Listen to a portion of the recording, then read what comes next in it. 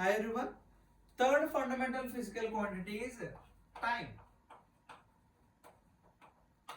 Time is the interval between two events. So రెండు ఈవెంట్ల మధ్యలో ఉన్న ఇంటర్వెల్ ని మనకి ఎవరు ఎక్స్ప్లెయిన్ చేస్తారంటే a fundamental physical quantity explain చేస్తుందంటే టైం అనే ఫండమెంటల్ ఫిజికల్ క్వాంటిటీ ఎక్స్ప్రెస్ చేస్తుంది. ఫర్ ఎగ్జాంపుల్ ఒక పర్సన్ ఏ నుంచి బికి వెళ్తున్నాడు. ఓకే, ఇక్కడ నుంచి ఇక్కడికి సపోజ్ 1 కిలోమీటర్ ఉంది అనుకుందాం. 1 కిలోమీటర్ పట్టిన ఇంటర్వెల్ ఎంత ఇంటర్వెల్ అనేది తీసుకున్నది అనేది మనకి ఎవరు ఎక్స్ప్లెయిన్ చేస్తారంటే టైం ఎక్స్ప్లెయిన్ చేస్తుంది.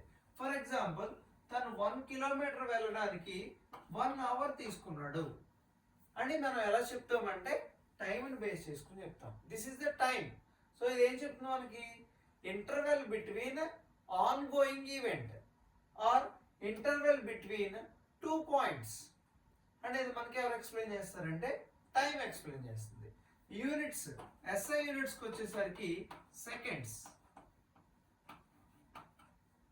SI units are seconds and dimensional formula is